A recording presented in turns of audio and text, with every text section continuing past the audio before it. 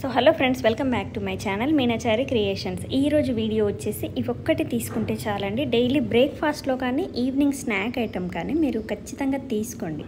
దీనివల్ల baby growth బాగుంటుంది and బిడ్డ బోన్స్ స్ట్రాంగ్ అవుతాయి అండ్ పండ్లు కూడా స్ట్రాంగ్గా ఉంటాయి అండ్ ఫ్యూచర్లో ఇమ్యూనిటీ లోపం అనేది బేబీకి రాదు అండ్ మీకు రాదు.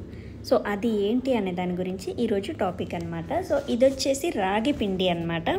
సో రోజు ఫుడ్ ఐటమ్స్ గురించి చెప్తున్నాను కాబట్టి సో ఈరోజు అందులోనే భాగంగా నేను ఆ ప్రెగ్నెన్సీలో ఉన్నప్పుడు యూస్ చేసింది అండ్ ఇప్పటికీ కూడా మా పిల్లలకి రోజు ఏదో ఒక రూపంలో ఇవి ఇస్తూ ఉంటాను. స్పెషల్లీ అయితే మా ఇంట్లో ఇడ్లీ రోజు అయితే రాగిదే ఉంటుందన్నమాట.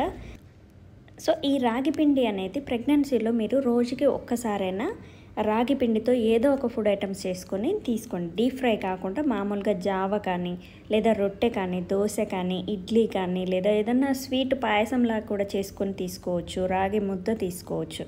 సో దీనివల్ల మనకి ప్రెగ్నెన్సీలో కాల్షియం లోపం అనేది రాకుండా ఉంటుంది. కాల్షియం ఎక్కువ వస్తుంది అన్నమాట బేబీకి.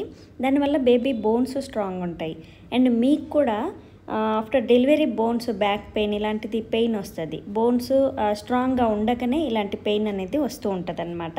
సో ఇలా మీకు కూడా ఎలాంటి ఇబ్బంది లేకుండా స్ట్రాంగ్ అవుతారు అండ్ బేబీ కూడా చాలా స్ట్రాంగ్ అవుతుంది.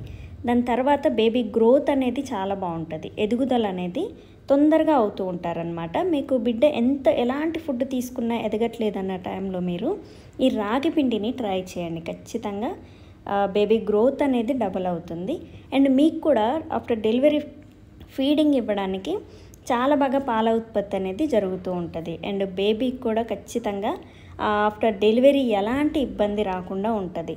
సో ప్రెగ్నెన్సీలో చాలామందికి మలబద్ధకం ఉంటుంది అనమాట. ఈ మలబద్ధకం కూడా రాకుండా ఉంటుంది అనమాట. సో ఖచ్చితంగా హ్యాపీగా మీరు ప్రెగ్నెన్సీలో 2 పూటల వరకు తీసుకోవచ్చు. అండ్ షుగర్ వస్తూ ఉంటుంది కదా, నాకు కూడా షుగర్ ఉండే ప్రెగ్నెన్సీలో.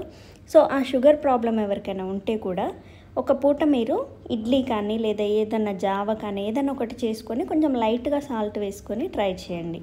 స్వీట్ కాకుండా మీరు ఇలా ఇడ్లీ రూపంలో లేదా జావ రూపంలో మీరు హ్యాపీగా తీసుకోవచ్చు ప్రెగ్నెన్సీలో.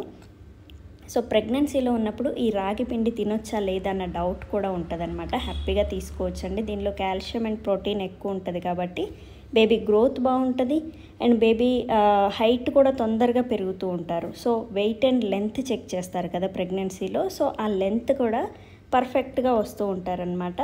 ఆఫ్టర్ డెలివరీ కూడా మీకు బేబీ గ్రోత్ అనేది మామూలు పిల్లల కంటే ఈ రాగి పిండి సజ్జలు జొన్నలు కూడా అండి. మనము ఇడ్లీకి ఏంటంటే మామూలు పిండి వాడతాం కదా, అది మొత్తం పాలిష్ పట్టి ఉంటుంది. దాంట్లో మీరు ఇది కొంచెం యాడ్ చేసుకుంటే ఈ ఫైబర్ అనేది అలానే ఉంటుంది కాబట్టి బియ్యానికి మొత్తం పొట్టు తీసేస్తాము. రాగికి జొన్నలకి సజ్జలకి పొట్టు తీయకుండా పడతాం కాబట్టి చాలా మంచిదన్నమాట హెల్త్కి. సో ప్రెగ్నెన్సీ తర్వాత అండ్ ప్రెగ్నెన్సీలో ఇప్పటికీ కూడా మీరు యూజ్ చేసుకోవచ్చు. మనం ముసలోళ్ళం అయిపోయిన దానికి 60 ఇయర్స్ 70 ఇయర్స్ దాకా కూడా మనము ఈ రాగి పిండిని హ్యాపీగా తీసుకోవచ్చు. అట్లీస్ట్ ఇడ్లీకైనా యూజ్ చేయండి. దీంతోపాటు మీరు ఏ కర్రీ అయినా తీసుకోవచ్చు అండ్ చట్నీ తీసుకోవచ్చు.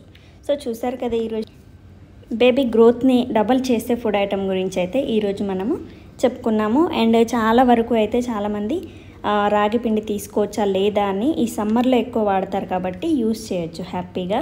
అండ్ వింటర్ సీజన్లో అయితే ఒక పూట తినండి. ఈ సమ్మర్ కాబట్టి మీరు 2 పూట్ల కూడా రాగి ఐటమ్స్ మీరు హ్యాపీగా తీసుకోవచ్చు. సో ఇదండి ఈరోజు video and thank you. Please subscribe my channel Meenachari creations. Thank you.